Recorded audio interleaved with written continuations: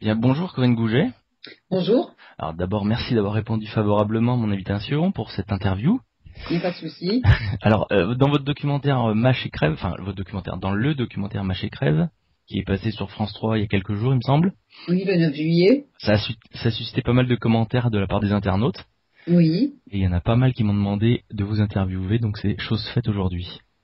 parfait. Pour ceux qui vous connaissent pas, est-ce que vous pouvez, on peut commencer par, dites-nous votre parcours qui vous a amené à écrire le livre, votre fameux livre Additifs Bon. alimentaires danger. Alors mon parcours en fait a commencé par rapport aux additifs en Angleterre où je vivais il y a 18 ans.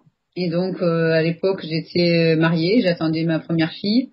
Et je suis tombée sur un article de presse de 3 pages en anglais dans un magazine féminin sur ces fameux quelque chose. Je savais très bien que ça existait, mais pour moi, comme beaucoup de consommateurs, je me disais, si c'est autorisé, c'est quand même vérifié, on va pas nous faire manger n'importe quoi, il y a des autorités sanitaires qui contrôlent tout ça. Mhm. Et en fait, dans cet article, ils expliquaient que certains colorants pouvaient énerver les enfants, que certains autres additifs pouvaient provoquer des addictions. Ils parlaient un petit peu du glutamate, pas trop d'aspartame, mais pas mal des colorants. Et donc, à la fin de cet article, il y avait un petit encart sur une charité qui s'appelle Foresight et qui avait édité un petit carnet destiné à aider les femmes enceintes à éviter les additifs et à avoir des beaux bébés. Donc, du coup, j'ai acheté ce petit carnet pour 2 euros environ. Et je n'ai jamais cessé de lire les étiquettes depuis. Mhm. Donc voilà, ça a commencé comme ça. Et dans ma famille, on me prenait pour une paranoïaque des étiquettes. Donc 2 personnes que je ne citerai pas se sont farcies de chewing-gum, Coca Light et protéines pour une personne. Et l'autre a pris des édulcorants de table sur les conseils de médecins pour maigrir. Et là, malheureusement, cette personne-là est décédée en juin 2003 à 48 ans d'une tumeur au cerveau, Mhm. aveugle et obèse. J'ai découvert la vérité 4 mois plus tard sur l'aspartame. Donc j'ai compris. Parce qu'en fait, le carnet que j'utilisais s'arrêtait au E927, alors que l'aspartame, c'est le code E951. Donc pendant 10 ans, j'ai pas su ce qu'était l'aspartame. D'accord. Et donc quand j'ai découvert la vérité fin 2003, parce que ce petit carnet, justement, je l'avais donné, il avait été remis à jour pour la première fois en 16 ans. Il y avait juste 4 pages au milieu rajoutées sur l'aspartame et sur le glutamate. Et là, j'ai brutalement compris. Donc, il y avait 2 solutions. Soit je rentrais en France, parce que il fallait, et je disais rien à personne. Soit j'allais voir l'auteur du petit carnet bleu, qui avait à l'époque 75 ans, qui s'appelle Madame Barnes, en Angleterre. Et puis, lui proposer de mettre son livre à jour en anglais et puis faire une version plus complète en français et d'autres langues, ce qui a été convenu. Donc j'ai fait ça, je suis rentrée en France et j'ai contacté de nombreux scientifiques au niveau international, pas beaucoup en France d'ailleurs, et j'ai mis 2 ans pour écrire mon petit livre orange qui dérange certains mais qui a sauvé des milliers de vies. D'accord. Et votre livre aujourd'hui, c'est vendu à combien d'exemplaires? Alors la version française est arrivée à sa 13e édition en 6 ans. On en est à 163 000 exemplaires distribués dans 50 pays où on pratique le français. Après, la version hollandaise a dépassé les 110 000 exemplaires aux dernières nouvelles en 4 ans. Il y a une version italienne, une version espagnole depuis à peu près 4 ans aussi. Et la toute dernière vient de sortir cette année en Roumanie. Mhm. Donc toujours pareil, un tableau au milieu et puis les couleurs, les références et Ouais, pour ceux qui connaissent pas encore le livre, en fait, votre livre, c'est un tableau géant qui contient la liste de tous les additifs alimentaires avec leur dangerosité, etc. On les prend un voilà. par un et on dit exactement ce que c'est, quoi. Voilà, donc du coup, il y a la partie principale du livre. Moi, je conseille toujours de lire le début. Mhm. Pourquoi, comment, de sauter le tableau et l'index, parce que l'index, la liste des noms, est suite au tableau. C'est-à-dire que des fois, les industriels, au lieu de mettre le code, comme E951 pour l'aspartame, ils vont mettre le nom. Comme ça, les gens qui savent pas se disent, il n'y a pas de E, donc j'achète. Mhm. Et inversement. Donc du coup, moi, je conseille de sauter le tableau qui part du E100 au E1520, tous cassés en couleur. Il y a vert pour non dangereux, rouge pour dangereux et orange où quand j'ai trouvé qu'il y avait par exemple 50% d'études qui disaient que c'était dangereux et 50% qui disaient que c'était pas dangereux, dans le doute, j'ai mis orange. Donc D'accord. après, ça veut pas dire qu'on va mourir parce qu'on a mangé le matin même 3 additifs rouges et un additif orange. Faut pas tomber non plus dans la paranoïa. Le but du livre, c'est d'informer sur les risques. Donc, on peut avoir, par exemple, une éruption cutanée, des insomnies, l'enfant qui a mangé un colorant ou deux peut avoir une crise d'hyperactivité ou un peu d'eczéma ou un problème respiratoire. Et bon, après, c'est à faire le lien avec ce qu'on a mangé dans la demi-heure qui suit ou les 24 heures à 48 heures qui suivent la réaction. Donc, c'est très très souvent le cas. Et donc, du coup, on saute le tableau. Dans le tableau, il y a de la place pour écrire dans la colonne à droite la marque du produit concerné et entourer au stylo les effets secondaires. C'est un livre qui est fait pour écrire dessus et pour s'en souvenir. Et on le transporte dans son sac parce qu'il est tout petit. On le transporte avec soi aussi bien au supermarché en faisant ses courses. Et aussi chez des amis qui vont vous inviter pour l'apéritif, par exemple. Et là, ça lance le débat par rapport notamment aux chips ou aux boissons light qu'on pourrait vous servir ou aux fameux bâtonnets de faux crabes qui sont très souvent farcis de E621, un exhausteur de goût dangereux, ou les apéris machin, vous savez très bien, en forme de cube. Ouais, je vois. Là, c'est que des restants de fromage avec des cols alimentaires et du glutamate. Hein. Donc après, bon, ça peut lancer les débats parmi les amis ou la famille. Et après, je conseille de lire vraiment la fin du livre. Il y a tout le chapitre aspartame, glutamate, avec des références, avec différents additifs. Et aussi, il y a la partie bibliographie, références Internet. Et produits testés pour vous sont souvent des produits français pour remplacer petit à petit les produits industriels qui empoisonnent les familles et les enfants surtout. D'accord. Alors déjà, malgré le fait que vous avez vendu quand même un paquet de livres, quand même, on vous voit rarement, pour pas dire jamais, dans les médias de masse. Non, parce que je vais vous dire pourquoi. En 2007, j'avais une nouvelle attachée de presse, et donc on en était, je sais plus quelle édition, peut-être 2008, peut-être 8e ou 9e édition, je sais plus. Et donc du coup, elle me dit, je vais contacter 600 journalistes pour vous d'ici fin juin. Mais si on vous interviewe, Madame Gouget, il faudrait parler au conditionnel. Effectivement, quand vous entendez certaines interviews de certaines personnes scientifiques ou autres, ils vont dire il se pourrait que l'aspartame provoque des tumeurs au cerveau ou des migraines, par exemple. On va parler au conditionnel. Et moi, j'ai refusé. Parce que les preuves sont là depuis tellement d'années pour l'aspartame, il faut arrêter de tourner autour du pot. On n'a plus le temps. Et c'est cette année ou jamais. Donc, j'ai refusé de parler au conditionnel. Donc, il n'y a aucun des 600 journalistes qui m'a contacté. Et quand j'aide des journalistes pour, par exemple, Arte, tant qu'à y être, autant les citer, pour des reportages sur l'aspartame ou sur le glutamate, on exploite les journalistes en question 2 fois. Hein, ont exploité toutes mes connaissances et ont pris toutes mes références. Et au dernier moment, même si on vous a filmé, on vous dit, on a trop d'interviews, vous ne serez pas dans le reportage. Mais on voudrait bien encore les références de ceci, cela. Donc à ce moment-là, la journaliste en question s'est entendue dire au téléphone qu'elle aille se faire voir, quoi. D'accord. Ça suffit. Donc non, je passe pas sur les grands médias parce que j'en sais trop peut-être. Et même si j'avais sur un plateau télé la responsable de nutrition du soda le plus connu en France, je saurais quoi lui répondre. Ok. Le soda le plus connu en France, c'est le Coca-Cola, c'est ça? Voilà. Et donc, il y a un nutritionniste assez connu avec une moustache en France qui s'est retrouvé sur le plateau d'une radio nationale en train de débattre de l'aspartame c'était début 2007. Et donc, du coup, il n'a pas su quoi répondre quand la nutritionniste de chez Coca-Cola lui a rétorqué que l'aspartame était sans danger, que ceci, que cela. Donc, lui, il s'est retrouvé à court d'arguments. Et donc, du coup, il a même avoué à l'antenne qu'il avait des pressions. Donc voilà, et moi, la seule pression que j'ai, c'est comme dimanche dernier, quand j'étais dans un énorme festival où il y avait des milliers de gens, et où je vois une petite fille de 10 ans arriver avec ses parents, son frère et sa sœur, et qui, toute contente, secoue les boîtes de chewing-gum vides sur mon stand, en disant « Ah, des chewing-gums », alors qu'elle a plus de cheveux et plus de sourcils, et qu'elle a un foulard pour cacher sa tête chauve. Donc voilà, quand vous voyez les parents et vous demandez, bien sûr, cette petite fille a un cancer malheureusement, et vous demandez si cette petite fille mange des chewing-gums et qu'ils vous disent oui, elle ne mange que ça, voilà, ça fait mal quoi.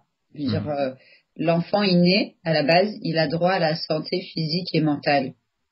C'est le droit fondamental, c'est le droit international de l'enfant. Et on lui bousille déjà ça. Et hier, je parle avec une autre dame qui me dit, écoutez, les bébés ne mâchent pas de chewing-gum. Je connais un couple qui ont un enfant de 2 ans avec 3 tumeurs au cerveau. Oui. Donc là, c'est un bien argument, sûr que le bébé ne mâche pas de chewing-gum, mais c'est la maman qui a dû prendre des produits à l'aspartame pendant la grossesse. Et ça, on va pas le dire. Je veux dire, moi, je suis française, mais j'ai un peu honte de voir qu'on fait de la désinformation, et dans le doute, les Français continuent. Dans le doute, on continue à mâcher des chewing-gums parce qu'on est enceinte, parce qu'il y a des nausées, parce qu'on est diabétique, parce que c'est pas encore prouvé, donc on continue quoi. Et on se retrouve avec des cas des fois où c'est trop tard. J'ai une question vraiment hyper bête. Je suis désolé, je la pose parce que j'imagine que d'autres doivent se la poser aussi. Si les chewing-gums à l'aspartame ne sont pas bons, est-ce que les anciens chewing-gums, eux, sont bons, ceux qui étaient au sucre? Ceux qui étaient au sucre, déjà il n'y en a plus beaucoup. Oui, on en trouve encore. Il doit y rester 3 paquets. Ouais. Avec du sucre entre guillemets. Mais malheureusement, il n'y a pas que du sucre. Si vous prenez la boîte verte à la chlorophylle, on va appeler ça Hollywood. Et donc du coup là, c'est une boîte verte carrée. Il y a une rose et une bleue aussi. Donc dans la rose et dans la bleue, apparemment, il n'y a pas d'aspartame, mais il y aura de la gélatine de porc, des arômes, des colorants. Et qui dit arôme dit glutamate. Mais dans la boîte verte où il y a pas marqué sans sucre, en tout petit sur le côté, on voit exhausteur de goût, aspartame. Ah bon, d'accord, ok, j'avais pas vu ça. Moi, j'ai vu des mamans pensant éviter l'aspartame en prenant cette boîte-là, mais ils prennent pas la peine de regarder parce qu'ils sont pressés, il faut toujours aller plus vite. Et donc, elle va mâcher 5, 6, 7 chewing-gums par jour, la personne, et elle aura des effets secondaires liés à l'aspartame en pensant l'éviter. C'est hallucinant. Donc, en ce moment, je viens de lire ce matin un article des États-Unis, comme quoi ils vont essayer de changer le nom de l'aspartame pour mettre que c'est un édulcorant naturel, alors, ce qui est faux. Donc l'idée c'est de vraiment faire attention et essayer de manger des produits naturels si on peut quoi. Okay. Et est-ce qu'on a idée de combien il y a de personnes on va dire malades, enfin c'est hyper vague, mais qui on va dire malades en France ou aux États-Unis peut-être à cause de la malbouffe, à cause de ces additifs et à cause de tous les colorants? Dans le monde c'est des millions. Ouais, c'est des millions, mais on a pas, il y a aucun chiffre. On peut pas avoir d'idée. Ouais. Pour l'aspartame. C'est des millions de morts de toute façon, mais le problème c'est qu'il n'y a pas que ça, c'est l'environnement, c'est les pesticides, c'est les OGM, c'est les cosmétiques, c'est ce que fait la personne comme travail, si elle est exposée à des rayons, si elle est exposée à des produits chimiques au quotidien dans son travail aussi, donc du coup il va se déclencher peut-être un arrêt cardiaque et puis on dira que c'était héréditaire. Par exemple le pic à l'aspartame sur le marché donc en 1981 dans les produits secs et en juillet 83 dans les sodas. Le taux d'AVC a augmenté de plus de 50%. Et ça, on va pas le dire. Parce que quand on a un AVC, si on survit, on va prendre des médicaments à vie pour fluidifier le sang. Et puis, si on est handicapé, on aura du matériel comme un déambulateur, des cannes ou un fauteuil roulant. Et puis, un lit médicalisé au pire des cas. On l'a déjà vu malheureusement avec un acteur qui est décédé il y a pas longtemps. Alors lui, qu'est-ce qu'il mangeait, je ne sais pas encore en France. Mais on veut pas faire le lien parce que tout ça rapporte de l'argent, surtout en France. Et moi, je suis absolument choquée. Donc, je reste encore en France pour aider les Français et surtout les enfants. Mais quand je vois des cas graves, ça me révolte, quoi, parce que les gens, ils n'ont pas su. Donc, les mamans disent oh là là, c'est ma faute. J'ai acheté telle soupe, j'ai acheté telle pâte à tartiner, j'ai acheté tel chewing-gum pour mon fils. Il a 6 ans, il est en surpoids, il a des problèmes de vue, il a ci, il a ça. Et il va chez le pédopsychiatre parce qu'il est toujours énervé. Ben oui, mais faut prendre le temps de savoir ce qu'on donne à manger à son enfant. C'est pas la faute aux parents. Je jette pas du tout la pierre aux parents. C'est la faute au gouvernement qui sait la vérité, ce que j'aurais donné, et qui laisse en vente ces produits. Et donc, du coup, les parents, ils sont pressés, ils travaillent, ils ont mille excuses pour être pressés. Ils achètent des produits que les enfants souvent réclament parce qu'ils ont vu ça à la télé. Et après, l'enfant est malade, plus ou moins malade. Et ça va pas. Dans le reportage Mâche et Crève, on voit bien que la petite fille qui sait maintenant que dans ses Frastagada il y a le glutamate, etc. Elle veut quand même terminer son paquet avant de ne plus en acheter. Alors le problème des bonbons, Le problème des bonbons, c'est que dès que les enfants les voient, ils ont envie. C'est le goût, c'est une addiction totale. Donc c'est à cause des arômes qui contiennent donc du glutamate monosodique, à cause de la gélatine de porc qui contient aussi des traces de glutamate. Donc ça, c'est mélangé avec des acides, du sucre et des colorants pour imiter un œuf au plat, une fraise, un schtroumpf, que des bêtises, quoi, un crocodile. Et donc, du coup, les enfants ne peuvent pas résister. Donc, cette petite fille, ce qui est extraordinaire, parce que j'ai appelé après la diffusion du reportage, j'ai appelé l'association. Et donc, faut savoir que quand elle essaye de jeter ses bonbons, c'est fin janvier 2012, ok? Mhm. Et donc, évidemment, c'est pas passé à la télé directement. Donc, ça passe en juillet. Entre-temps, d'après ce que j'ai compris, ben, ils ont craqué, ils ont repris ces produits-là, et la petite fille a grossi. Donc du coup, en se voyant à la télé, parce que la maman, je trouve elle réagit vraiment très très bien, vraiment j'ai adoré. Et ça a fait tilt. En se voyant passer à la télé, ils se sont dit, tiens, c'est vrai, on aurait dû écouter. Donc là, ils ont tout jeté. D'accord. Et la femme qui me reprend ses chewing-gums pour les finir, alors qu'elle fait déjà des crises d'épilepsie, j'aurais tellement aimé qu'elle arrête tout de suite, ben, elle a aussi continué entre-temps, jusqu'à faire des crises et des crises par jour.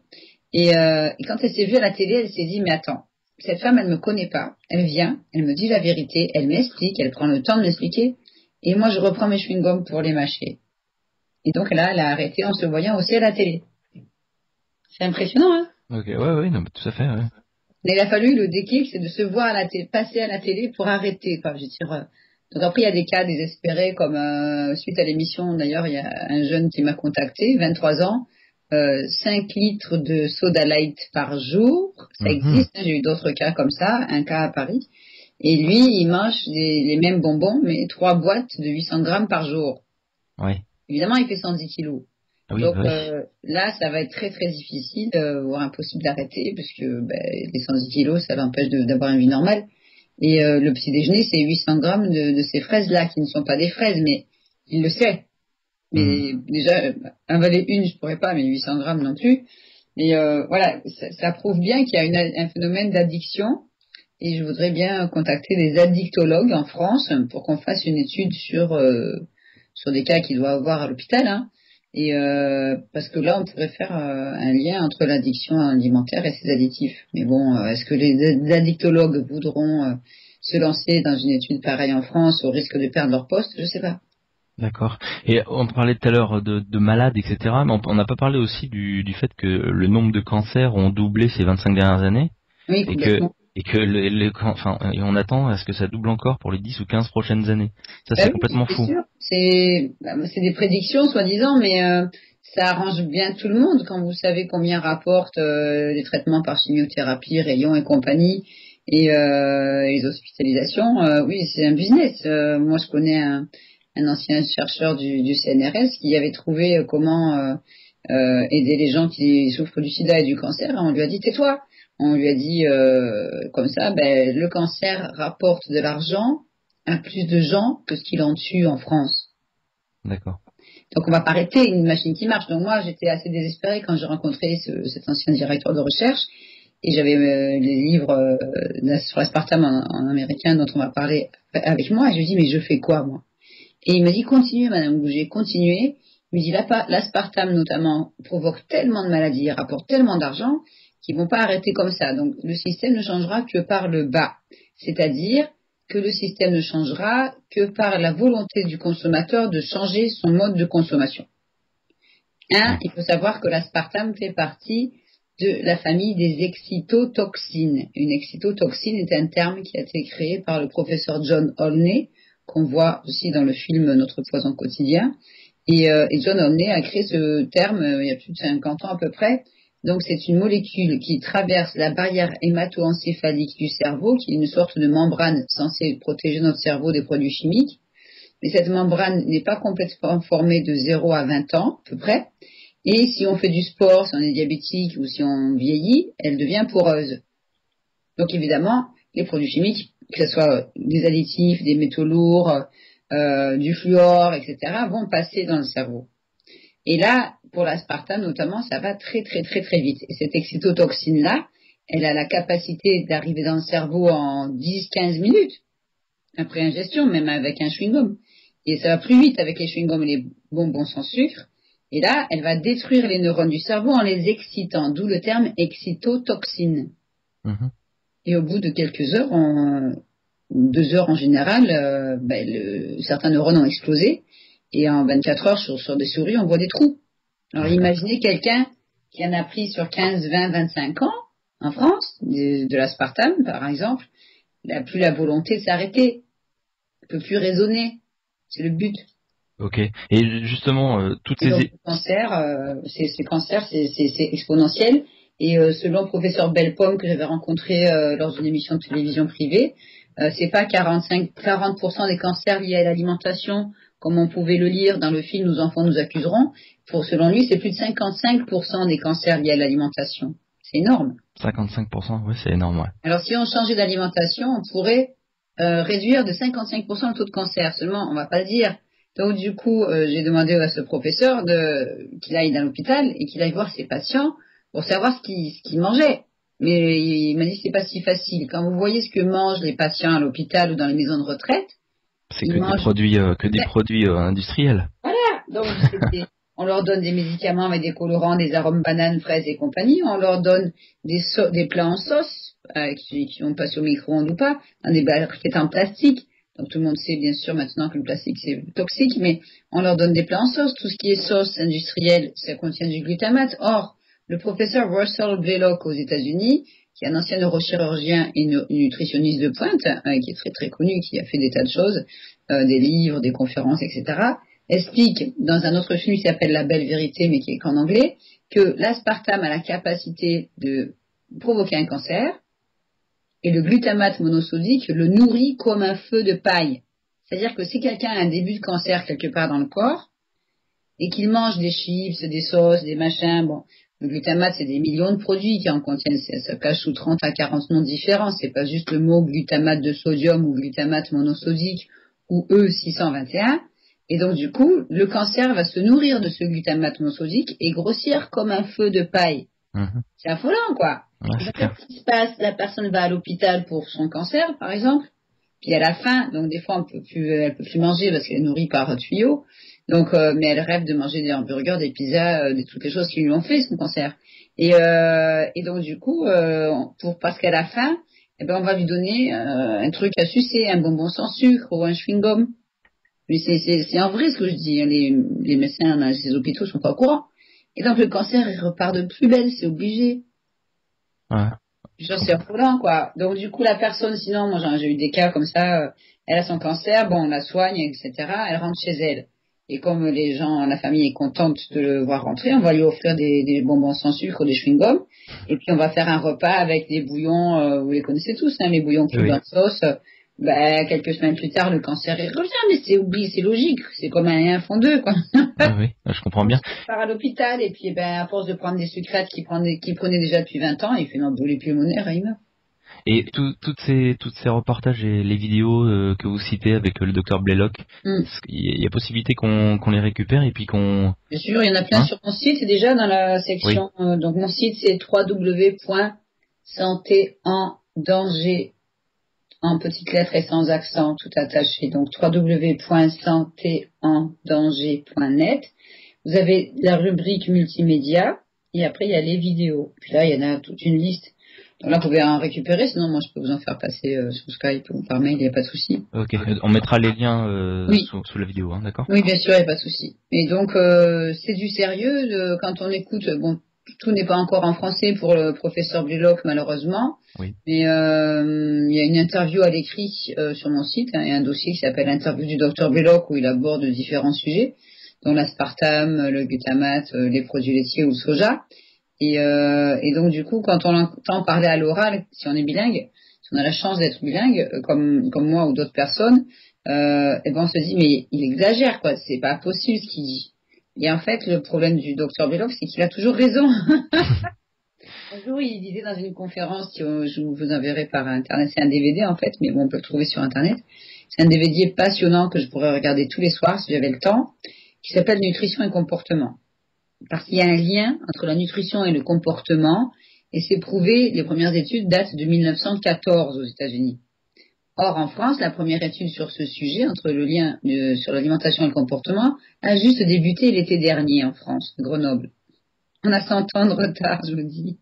D'accord. Et, Donc, il explique qu'il y a plusieurs choses qui peuvent provoquer des troubles du comportement et qu'en général, c'est pas juste une simple allergie alimentaire, c'est une allergie du cerveau à ce qu'on mange. Donc, on peut réagir, bien sûr, si on boit de l'alcool, si on prend de la drogue, si on prend trop de café et compagnie, mais on peut réagir, bien sûr, si on prend du glutamate monosodique ou de l'aspartame. Et ça peut aller très très vite. Donc, moi, ma passion, c'est ça, c'est ce sujet. Parce que j'ai observé depuis 18 ans le comportement d'abord des amis de mes filles qui mangeaient pas comme mes filles et qui avaient des troubles du comportement, des tout petits enfants de 4 ans, 2 ans, 5 ans. Je me disais, c'est bizarre, ils écoutent rien, ils sautent partout, ils jettent des cailloux dans le jardin, ils jouent pas avec mes enfants. Donc, il y a des fois, je disais, bah, tu viens plus, quoi. À quoi ça sert? Et donc, en fait, ça vient chez un enfant, ça vient de ce qu'il mange. Et on va pas le dire. Donc, si vous observez, j'ai fait ça des centaines de fois, un enfant dans un train, par exemple, il est sage, il regarde un livre, il fait un coloriage, machin, pas de problème. Puis la maman, elle sort un petit sachet de bonbons. Alors, il y en a des bleus, des rouges, des verts, bien sûr, parce que s'ils étaient gris et noirs, on aurait moins envie d'en manger. Et l'enfant, il mange sagement ses bonbons. Au début, il réagit pas. Et 20 minutes après, il se met à sauter partout, à parler fort, à se mettre debout sur son fauteuil, on peut pas le calmer, il veut aller faire pipi, il veut aller marcher, il parle, il crie. Et les gens, ils commencent à se regarder entre eux parce qu'ils n'arrivent pas à dormir ou à se concentrer, à faire ce qu'ils faisaient. Et ça vient des colorants et des arômes sûrement parce qu'il y a plein d'arômes dans les bonbons. Et donc ça, c'est hallucinant. Et un jour, le docteur Blaylock expliquait donc dans cette conférence que si on injectait du glutamate monosodique sous forme liquide dans la partie frontale du cerveau d'une souris, elle deviendrait une tueuse de chats. Et là, même en anglais, ça choque. On se dit, mais non, qu'est-ce qu'il raconte? Et un jour, j'étais dans un train en première classe, Marseille-Paris. Et là, il y a une famille qui s'installe autour d'une table. Donc, un petit garçon de 2 ans et demi, son grand frère de 11 ans, le papa, un petit peu en surpoids, et la maman. Et bien sûr, ils sortent des jouets, des choses comme ça. Et puis, tout de suite, des lingettes pour nettoyer les doigts des enfants parce que la gare, c'est plein de microbes. Mm-hmm. Donc, je me mets à sourire. Puis, au bout d'un moment, bien sûr, j'ai faim. Donc, la maman sort des madeleines. Je demande par curiosité de regarder les ingrédients pour voir s'il y avait de l'huile de palme ou des arômes. Bon, ça allait. Donc, je lui rends le paquet et j'observe. Donc, les 2 enfants n'avaient pas de trouble du comportement. Et au bout d'un moment, ils rangent les jouets, ils sortent des timbales. Je me suis dit, le papa va servir de l'eau. Et à ma grande surprise, il met pas de l'eau dans les timbales, il met des chips goût cacahuète que si vous en avez pas, il n'y a pas d'amis. C'est souvent dans la publicité qu'ils disent ça. C'est très connu, ces chips en France. Mm-hmm. Et là, je me suis dit, ok, je regarde l'heure, j'ai dit, on va voir comment va réagir le petit. Le petit, il avait à peu près 3 ans en tout cas. Et le grand frère, à peu près 10-11 ans. Et donc, du coup, je regarde l'heure, là, le petit garçon, il mange sa timbale de chips, farci de glutamate, là, c'est sûr. Et puis, d'un seul coup, il se met à sauter le pied debout sur le fauteuil, à parler fort, essayer de toucher les lampes, le plafond, tout. Et la maman n'arrive pas à le calmer, donc il passe sous la table. C'était en première classe, il y avait marqué voiture silence sur le mur. Et il monte sur les genoux de son grand frère pour regarder les gens derrière. Et il saute à pieds joints sur l'entrejambe de son grand frère. Donc, évidemment, son grand frère, ça lui fait mal, donc il crie « Aïe, mes coucougnes !» Tout le monde se regarde dans le train, voilà. Dans le wagon, c'était trop drôle. Et là, le père s'énerve, donc il prend son petit, il le met sur les genoux à plat ventre, il lui fait un câlin sur le dos, 4 secondes, le gamin se redresse et il arrache les lunettes de vue de son père et le jette par terre. Donc là, le père, il ramasse les lunettes, il prend son gamin dans le couloir parce que c'est plus possible.